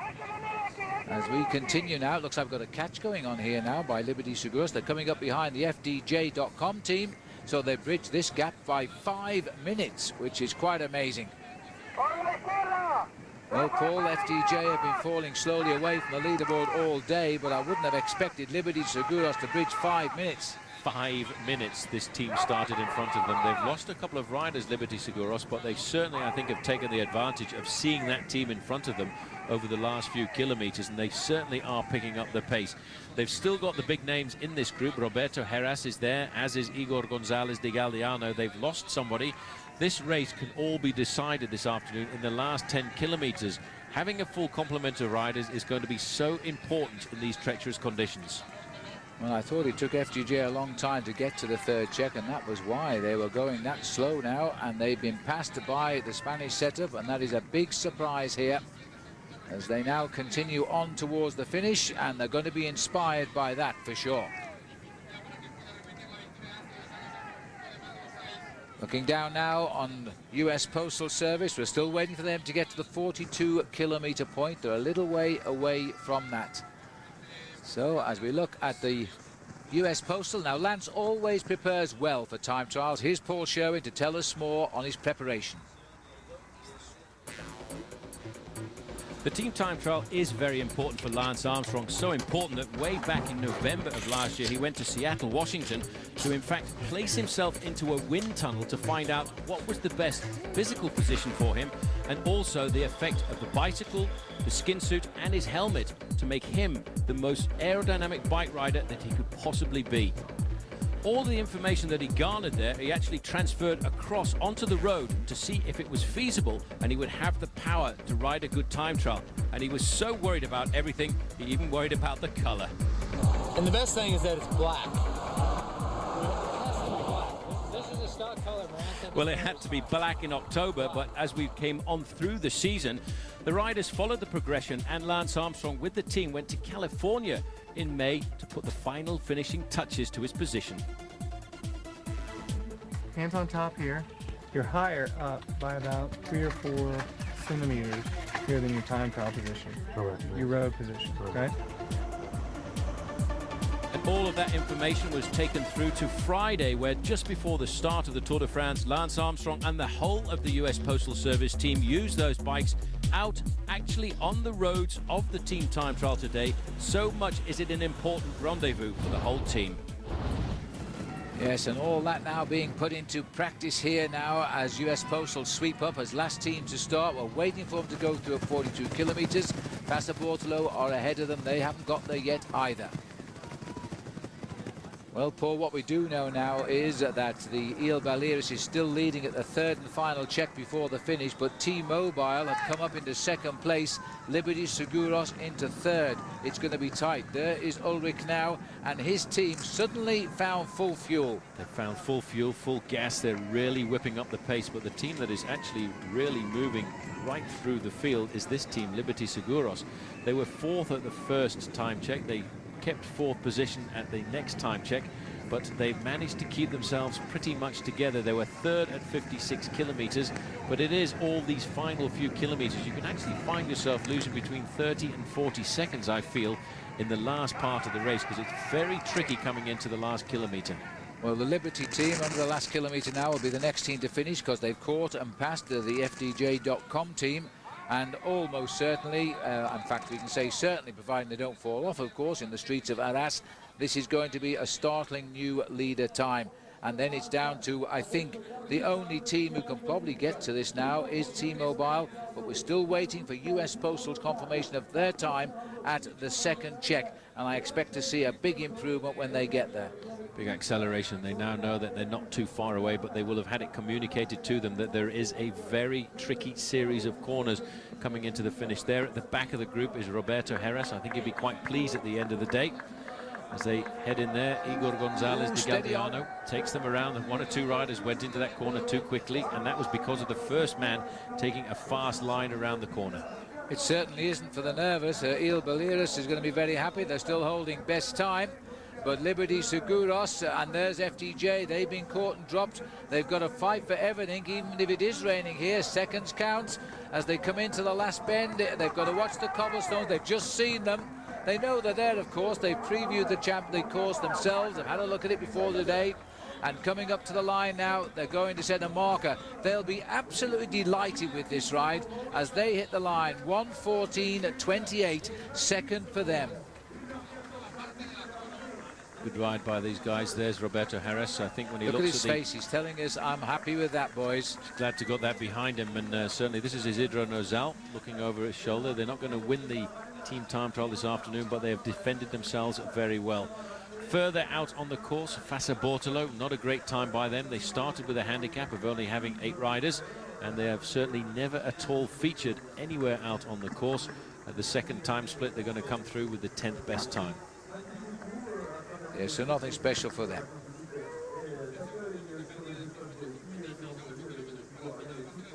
And as they come up to the line here, Fassa Bortolo slipping away. They should lock in any second now. And there we are, 48.37, only 12. Next man to arrive here will be Postal. About 3 minutes' time, we hope. We'll take a break and then we'll find out, are they catching the rest? We'll see soon. The arrival now of Jan Ullrich's squad, and it looks like it is going to be very, very close to the best time here. They were 15 seconds off Ilberis at 56.8 kilometers as they make the turn in. Well, this is an incredible sprint for the line. They've just slipped behind Baliris as they come up to the line, but they're in second place. 1:13.22 for T-Mobile. They really did pull that one out of the bag. 4 seconds is all they needed to try and knock the Spanish team off the top of the leaderboard. But you know, the Spanish team have been so good. Ullrich at the moment is riding right up in the overall classification. If we were to stop the race right now, he would be ahead of Armstrong in the overall classification. But we have to wait for US Postal to arrive, because if US Postal arrives here in first position, Armstrong is going to take the overall lead, and he will still get an advantage over Ullrich. Look at the faces of those riders, Phil, coming into the finishing line. The face there of Jan Ullrich is quite a picture of content. Well, Il Baleares have done well, Phil, to get the best time in an hour and 13 minutes. Despite all the problems out on the course, just a few seconds separating the top 3 riders. It's quite amazing, really. I mean, they've all recovered. They've used their vast experience, and they've pulled something special out of the bag. And looking at US Postal, they appear to be doing the best job of all. 5th at the first check, back into first slot at the second check, and they're now running into the last 12 miles of the day. So they have a real chance now of taking this race for a second year in succession, and it would be Ullrich who would finish 3rd, and he would get only the 3rd place bonus, so he'd lose time to Lance Armstrong, of course. He would lose time to Lance Armstrong, and that would be a bitter blow to him, because I think this year he was expecting the team to ride an awful lot better, but they have never really been all that good in the team time trial discipline. At the back of the team there, 3rd from the rear, number 1, Lance Armstrong, defending champion. Everything seems to be going to perfection, but I think they will be somewhat worried, Phil, about the loss of Benjamin Noval. And let's not forget, with a finishing time of an hour and 13 minutes, Benjamin Noval can only finish 12 minutes slower than the fastest team. Otherwise, he'll be eliminated. And that's a big ask, leaving him where they left him. big blow for the team if they were to lose him, because it's going to be so important in the last week of racing. They Let's took a not big forget. gamble with him, really, didn't they, selecting when they've left at home riders such as Pena And Benoit Joachim. and Benoit Joachim, who was seemingly on form. It's let's not forget, let's not knock Naval all that much. He was involved in a very serious accident yesterday. He went down very hard in that crash that involved Iban Mayo and, of course, Christophe Moreau and Thor Hushovd. And he had a hard day, and it's difficult to get up into this discipline, which is probably one of the most difficult disciplines to actually practice as a sport of professional cycling. Well, the next team in at the finishing line should be Levi Leipheimer's Rabobank team. They were out there in the lead. They're not going to be picked up by Phonak at the moment. Phonak had one or two problems of their own, but Phonak at the second check on the road were lying in fourth place. We're still waiting to see them. In fact, they've just come through at the third check with the second best time. They've gone ahead of T-Mobile. It could be a big surprise on the way there. Phonak, Tyler Hamilton's team, only 7 seconds behind the Il Beliris at the check there. That's an impressive ride there by the team of Rabobank. That is quite important for them. Tyler Hamilton's team here still looking strong, but they're down now to 5 riders. I cannot believe this. This is bad. This is panic on the streets of London, or should I say panic on the streets of northern France. Well, you say it's panic, Paul, but their time is improving since they've lost their men.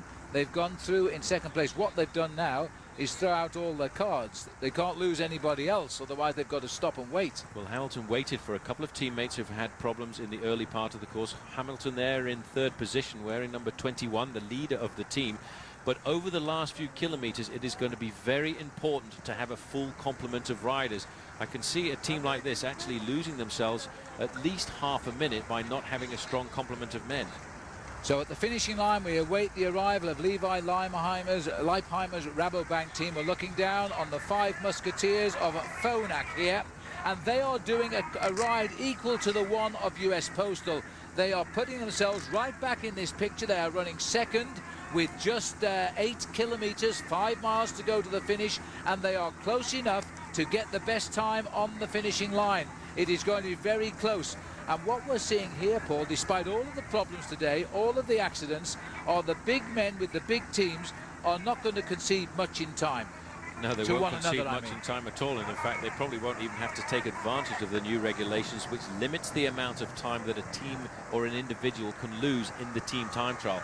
Tyler Hamilton now, over these last few kilometers, is going to have to give his all to the team. His turns that he does at the front in pacemaking will probably be twice as long as any of the other riders in this group of 5 men left from Phonak. Hamilton's had a great career over the last couple of years. You know, last year he won the Liège-Bastogne-Liège race. He's won the Tour of Romandy on 2 occasions and finished 4th overall in the Tour de France last year with a double fracture to his collarbone. Here is Levi Leipheimer's team. This will be interesting to see if they've been able to pull themselves back into the fold, but they won't knock Il Baleares off the top spot at the moment. As you can see, they've gone outside the 1:13.18. Well, here they come up to the line. Levi Leipheimer guiding them around that left-hand corner with great care as they come up towards the line. Leipheimer just slightly off to the right of our picture, gripping his teeth because he needs a place there. He comes up with the leaders. Third at the moment, 1:13.56. That's okay. So 1:13.56. There are now 4 teams left to come. Phonak will be the next team to arrive. The last team will be the pace setters now, US Postal. We'll take a break. Welcome back. We're just watching here. Team CSC are fighting their way back into this team time trial. They're passing 2 dropped riders here, Nicolas Jalabert and crash victim Santiago Perez. We're back with the 5 leaders with Phonak, who are now setting a great time. Well, we've seen the debris out there, Paul, from the Phonak team. Now we're looking at Phonak in the last kilometre, and they're going to run the leaderboard pretty close here. They could be quicker than T-Mobile and Jan Ulrich, and they could be tickling the Balearic Islands. Let's call them in English, the Balearic Islands team. It's going to be very close. It's all really down to those last 2 corners where a lot of teams have been losing 10 and 15 seconds. These men, bear in mind now, cannot take the risk of having an accident because there's only 5 men left, and the clock will only stop when the 5th man, the last man from this group, crosses the line. So it's very important to keep them together. Especially as we all know what it's like coming into the finish now. Hamilton takes them into the corner. Now Tyler has a reputation for falling off. Let's hope he stays upright. Yes, he checks on the team, make sure they've all stayed upright. Now they launch. There's the times of the leader at the bottom, 1:13.18. It'll be a big call, but I think it's just possible this, as they come up the rise and make the left turn onto the cobblestones. They could snick it by a couple of seconds. They're going to have to put a bit of a sprint in, but what a turn up. The problems this team has had on the road, and to produce this ride, this has been absolutely remarkable. And as they come to the line, the clock will give them best time, 1:13.10. Incredible. That is unbelievable. This team has had 5 riders for the last 15 kilometers. The majority of the work must have been done in there by Tyler Hamilton. There is Oscar Sevilla, babyface they call him. He's looked like a 15-year-old for the last 10 years, but he's a man that Tyler Hamilton can really count upon in the big mountains. This is a huge bonus this afternoon for Tyler Hamilton and Team Phonak. Let's not forget, first participation in the Tour de France for this team, which is why Hamilton switched across. Well, the complicated time system cannot be calculated until all the teams are in, because real time enters bonus time, etc. But at the moment, it means that Tyler Hamilton, you can rest assured now, will lose, assuming US Postal win, virtually nothing, a maximum 10 seconds. It's nothing. Nothing at all. Absolutely remarkable. Fastest time for Team Phonak on the finish line, 1 hour, 13 minutes and 10 seconds. But still out on the open roads, the blue train of Lance Armstrong. They are down to 8 men, and they are now hoping and getting all the information coming back to them of the performances of the teams in front. There are just 3 teams left out on the road. The next team to arrive will be Team CSC.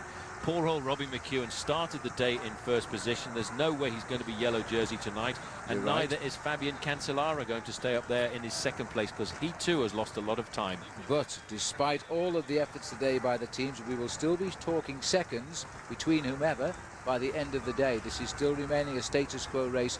This has done nothing to alter the overall of any significance. But that is why the team time trial is such an important element in the Tour de France. You have to have a strong team to win the Tour de France, and the team time trial is an integral element of the whole bike race. This is the great sight of a team. This team, Phil, has had so many problems out on the road. They've had riders go down, they've had flat tires, they've had wheel changes. They were wallowing down in the bottom end of the classification at time check number 1, and they've pulled themselves up to the 5th place time. 43 seconds is a big deficit to pull back, but I can see them still staying in the top 5 at the finishing line. Well, here is Lance Armstrong seeing 10 kilometers to go, so they're not too far away from the final check now, about 1.5 kilometers, and then we'll know exactly what they're doing. Are they maintaining that rhythm, which will give Lance Armstrong the yellow jersey? A win in the team time trial will put him in yellow tonight. It will be his 60th yellow jersey as a leader of the Tour de France. He will then be in the top 3 wearers in it. He joined, in fact, Miguel Indurain as equal 3rd, and with time to improve. What a discipline. Look at these guys, a nice long straight line. The guy who is over to the left-hand side has just done his turn on the front end of the main field. He will ride at the front, breaking into the wind for all of the other riders for a space of around about 100 meters. Then he will slip to the back of the line to recuperate.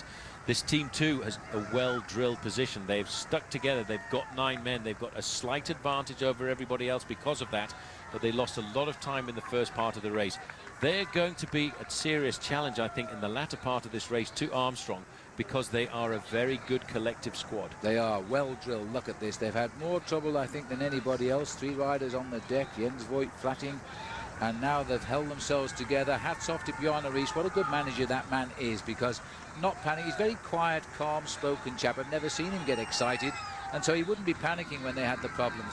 Looking down now on US Postal, that looks like the US Postal team of 1 year ago now. 1 man light, yes, but they are in perfect control here, and they're not that far behind the Fassa Bortolo team.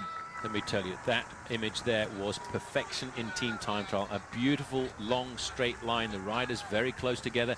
The closer you can get to the rider in front, the more energy you can save over the whole distance, because you actually get sucked along slightly. Look at the line there. There's hardly a gap between any of those riders. Two riders now dropping back to get themselves into position on the back end of their line, waiting again for their turn to go forward and kick the pace up to what will probably be approaching 55 kilometers an hour. And as they head into that last kilometre now, they are sitting on 5th place at the last time check, 43 seconds behind Ils Beliers. And don't forget that that team is now being displaced by Phonak at the finishing line as number 1. So we could see CSC delivering the 3rd or the 4th best time despite all of their problems, and they'll be getting around Jan Ullrich's time. Big performance by them, because they could have very easily lost morale out on the course. That's Bobby Julich on the front. You can see that straw just sticking in front of his skin suit there. That's to a pack on his back, the camel pack, which is filled with liquid. Keeps himself topped up throughout the course of the event. Now, this is an excellent time. You know, this is absolutely brilliant for a team who were well outside of the top 10 at 19 kilometers. They're actually pulling themselves right back up. Won't be the fastest time, but it could be 3rd or 4th. It'll be 3rd or 4th, and they've continued to come up all of the way, and it might well be 3rd now. They've got a sprint. Jens Voigt looks over his shoulder. It's been a marvellous finish. Bobby Julich, sorry, it is now on the front. It looks like settling for 4th. Bobby wisely saying, just take it easy. We're not going to worry about 2nd on these cobbles. As they swing into the home straight, nobody's going to fall. They cruise to the line here. Do they hold 4th?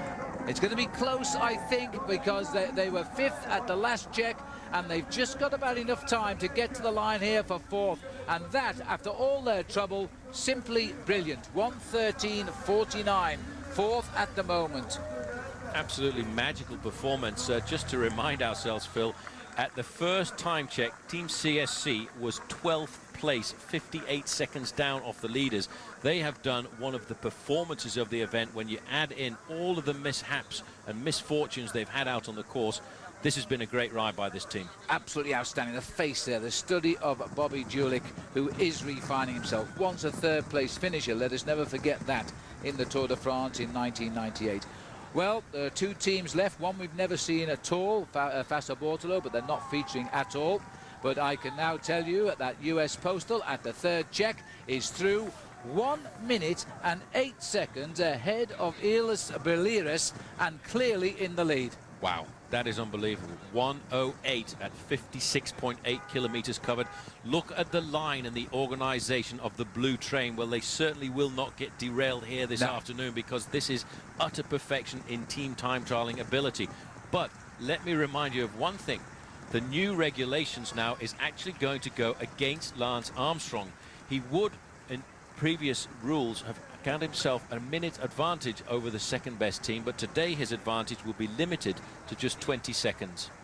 Well, that's the way it is. They knew the game before they started, and there is Lance Armstrong now, study in motion here, because we are looking now, and we've got time to say this, as they cruise over the last 5 or 6 kilometers at the team of the day. They're going to win the team time trial. You don't lose a minute over the last 5 kilometers when you are riding like this. It means they will push probably into 2nd place, or certainly into 2nd place. Hamilton's team, so he's conceded not very much. Ulrich's team, though, back in 3rd place. He'll go down to 4th, and he gets the 4th pace bonus. What is that, Paul?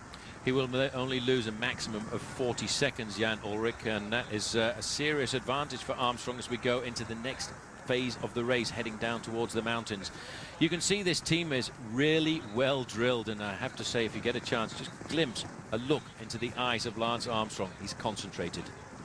Beautiful riding. I think it's 5 kilometers to go, the banner that we've just passed under there for these riders. 3 miles to the finish for the men who will win the team time trial for a 2nd year running, and we can't often say that so far away from the finishing line. Well, don't forget, for exclusive race highlights and behind the scenes action, AOL members go to keyword Tour de France. Well, what a race. They've turned it right around from the 5th place at the first check to lead at every check since. Just the finished, waiting to come.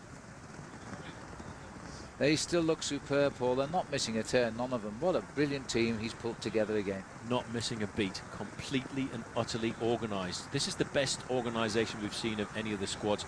And the reason is, Phil, let's just go back to what we were saying early on in the day.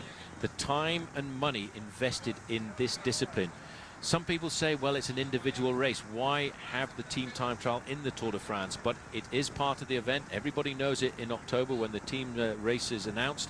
And that's why Armstrong and his team invest a lot of effort into making sure that they are good at this discipline. The way to win is to have yourself nice and organized. As long as the situation remains as it is here, Lance Armstrong will be the new leader of the Tour de France at the end of the day, and his teammates will probably all be breathing down his neck as well. Yeah, well, it's a pretty nice situation. I mean, Lance was happy enough yesterday when he got it right, and the riders who fell behind him lost big time, while Armstrong got Ekimov and Hincapie to drive on at the front, and he really enjoyed his day. And it's been 2 days of tremendous gains for the Americans, psychologically as well as on actual time. Now, he'll get the yellow jersey tonight, and I wonder if he'll want to keep it. That puts an awful lot of pressure on his squad. Look at that. Number 1, leading the riders now. He's waited. He's used the team over the last 60 kilometers. Every man has given his all for Armstrong, but now Armstrong, the big, powerful powerhouse of this U.S. Postal Service team, is dragging them along for longer turns at the front. When the other guys will be doing 100 meters, he will be doing 400 meters on the front. Under the 3 kilometers to go, Banner. They're knocking off kilometers here in just about 59 seconds. So in less than 3 minutes, Armstrong will be in. We haven't seen the arrival of the team that started in front of them, Fassa Bortolo. We haven't seen the team all day, but we have seen him come up on the time checks. So I suspect that we are going to see them very, very close. The difference was about 3 minutes with 8 kilometers to go, so they're just on 2 minutes behind. So we'll see Fassa Bortolo come in, and I think we'll have no longer than 1 minute to wait before Lance Armstrong brings this team home. Look at that face. Concentration. He's really enjoying this discipline he's enjoyed for many years, because with the Motorola team a couple of years ago, they finished second in a stage of the Tour de France, and he always said, I want to win a team time trial. He realized that goal last year. He's learned from last year's victory in the team time trial, and he's built on that. He's built the squad around him. But as you can see from the formation, Phil, it's very much like the team pursuit on the track. You have to practice the technique over and over again. You have to choose which rider is going to ride behind the rider in front. There's a specific order of riders, and it's all to do with size and ability. Here are Fassa Bortolo. Yes, and the rain has stopped, by the way, and the cobblestones are a lot drier than they were for the arrival of the other team. So a little bit of luck, too, is going the way of Armstrong. Here comes Fassa Bortolo. They're nowhere in the hunt at any of the time checks. Life has not improved for them. They're not interested in the overall classification. They're hoping that Alessandro Patacchi will find his sprinting legs very shortly and start winning stages for them. 9th at 1:14.55. Fabian Cancellara just coming across the line in the white jersey, the first wearer of the yellow jersey in the Tour de France this year, and just at the back of the group there, Alessandro Patacchi. Not enjoying his Tour de France. There's Aitor Gonzalez briefly. Well, it won't be very long now before this team comes in. Armstrong. They've spent a lot of time and money as well, Phil, developing that helmet. Armstrong had a very aerodynamic helmet 12 months ago. It was banned by the international governing body of cycling, the UCI. He had to spend around about 12 months, and it was only just before the start of the prologue time trial here that his helmet was actually authorized. The helmet can no longer be a fairing for aerodynamic reasons. It has to be a helmet that conforms to the safety regulations. This one does, and it seems to be proving quite effective too. It's amazing. This team here now are going to feel very satisfied, because in just 2 days of the Tour de France, they have shown everybody they are up for this race, and we haven't really started the race. Let's face it, we've got to go out to Brittany yet, and then journey down to the Pyrenees, across the very difficult central part of France, and then back up through what they're saying is the hardest final week of the Tour for many, many, many years, and certainly during the 30 years I've watched this race. So we have got a big battle ahead of us now, and Armstrong tonight, when he pulls on the leader's yellow jersey, will have a decision to make. Do I try and lose the jersey and see somebody else riding it for a while, or do I put all of the pressure on the team for the next 2.5 weeks? Here they come, no need to worry. The big commander-in-chief, George Hincapie, brings them around the corner. It is a magnificent time as they race up towards the line. Hincapie, Paul, he should play poker for a living. Look at that face. And look at Armstrong too. Into second place now. The first 5 get the time. They all will get the same time. Lance Armstrong is back where he's been for 5 years, the leader of the Tour de France. In the yellow jersey, Hincapie enjoying the victory. Look at his face now. Lance coming to the front. Look at that smile. It's Incredible. as wide as the Pacific Ocean as he crosses the line. The fastest time of the day, 1 hour, 12 minutes, 03, 53 kilometers an hour. Thank you very much. Look at that smile. Superb. The team did this. There were moments early on I thought the crowd had gone home, but can you hear them now? This is the most popular man in France as well. You read so many things against him in the press. Sometimes the journalists should go out and speak to the public. They certainly should, because you can hear the crowd are running down to the finishing area now to just try and catch a glimpse of the team that has just set the fastest time. Armstrong has studied everything for this team time trial here this afternoon. The skin suit was specially made, his position on the bike. Georgie Hincapie is a magnificent bike rider. Coming through there, you can see Padrinos. Armstrong's face here reads pain, but as soon as they stop the clock, you can see the smile starting to appear. George is saying, what's keeping you, Lance? I'm round the corner before you. Come on through and enjoy the moment. You're the new leader of the Tour.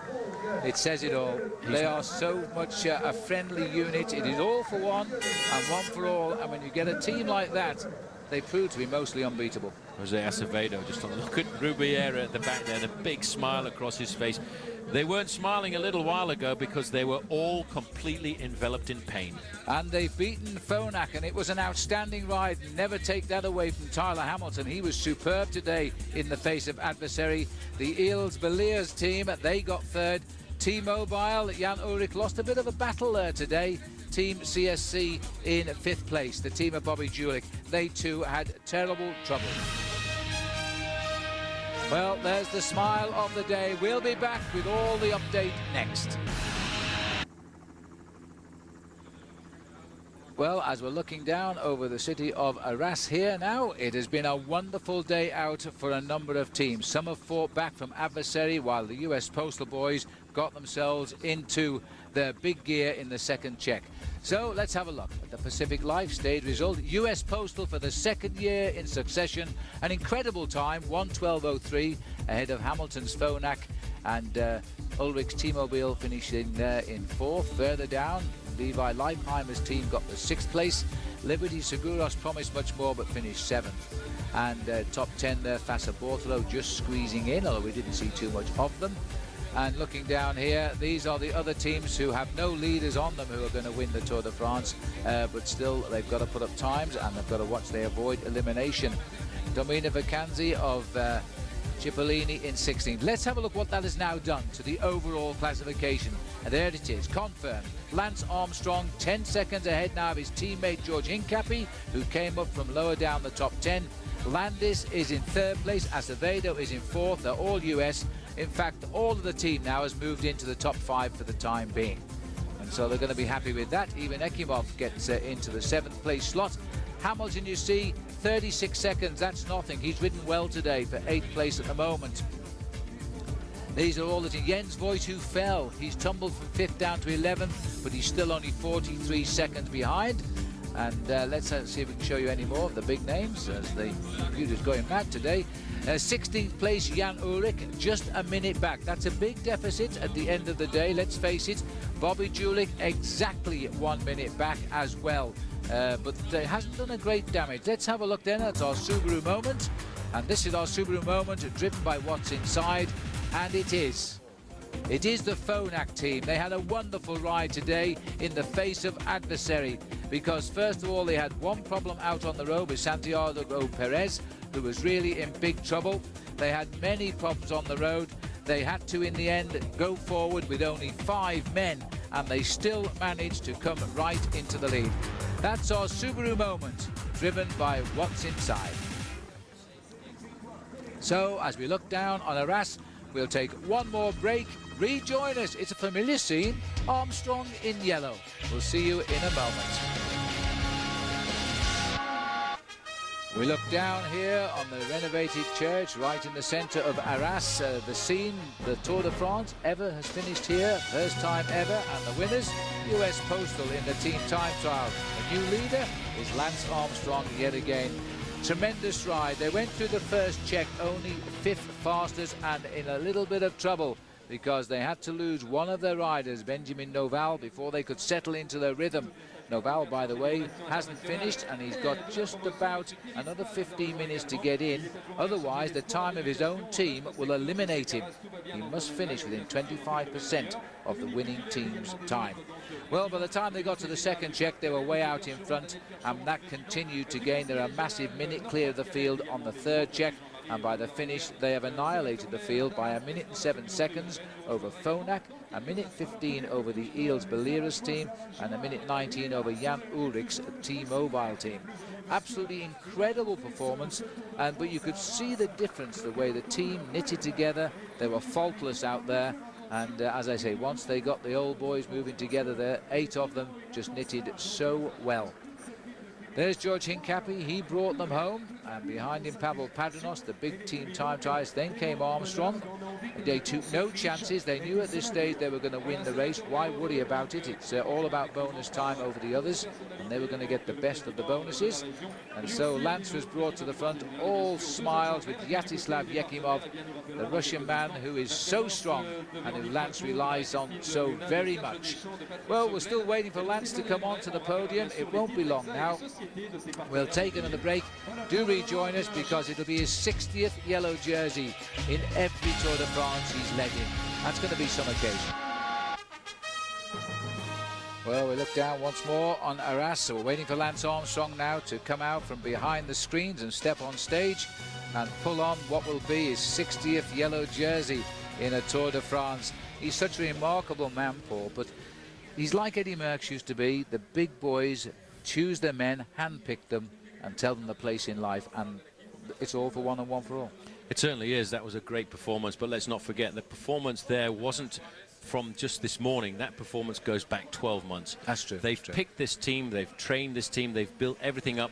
There were 12 or 13 riders who could have made the last 9, and unfortunately today they've lost a man. Benjamin Noval is still out on the course, and we've got our fingers crossed that he's going to make it. No, he hasn't crossed the line yet. 7 minutes, I reckon. I reckon he's got about 7 minutes to go, and then he'll be out the race. So fingers crossed he gets in. He hasn't come in yet. He might have done. He might just have got in there, but at the end of the day, it's going to be very difficult. But to come back to the performance of US Postal Service today, it's a long preparation to build themselves up to being one of the best teams at the world in the team time trial. There's Jimokovic right in the middle there. I think he'll be quite happy with the performance of the US Postal Service this afternoon. He's a great confidant to Lance Armstrong, and these guys now have very quickly got themselves dried off, very quickly got themselves dressed up against the elements. They will be now thinking about the long road ahead. Well, let's have a look at the top 5. I think we can do that as we look at the situation now. This is the US Postal team. They've got the win today, remember, but they'll only get a few seconds advantage over the second team, which is Tyler Hamilton's team, which is great news for Tyler Hamilton, because this was a team of the day. They really fought very well. The Americans, it's amazing how the world of cycling has changed, moved away from Central Europe. The American teams, the Americans now leading foreign teams, as in the case of Tyler Hamilton there. Eels Baleares, they did a fabulous ride today and have put themselves right back in this race, while T-Mobile, I think they might be a bit disappointed, because Ulrich is now just under 1 minute behind Lance Armstrong. CSC, I take my hat off to them. They fell, they flatted, they punctured, they had all sorts of things go wrong. They've still got themselves not a big loss at all. 1 minute exactly now, Bobby Jewett behind. A great performance by everybody, but I tell you what, in a few moments' time, I think we can go straight down to the US Postal team on the podium, just as they were last year in the team time trial. So, first of all, they get the victory.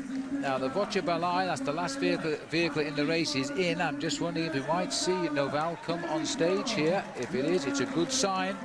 How many riders? 1, 2, 3, 4, 5, 6, 8, 9. Did you count 9? You got 8. You counted 18 legs. 18 legs well divided done. by 2. So he's made it. He must have made it by about 5 minutes, but that's all that matters. He's in time for the celebrations. That could have been the reason, in fact, for the delay in the ceremony. They were waiting for the last man of Postal to come in.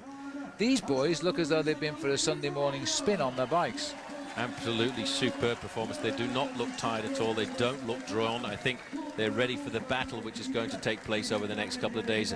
The next presentation will be to Lance Armstrong and the yellow jersey, but I wouldn't be surprised, Phil, to see him lose it over the next couple of days. I don't think he wants the pressure of defending that for the next 2 weeks. It's such a difficult race this year, and it's unlike the previous tours which he has won, the 5.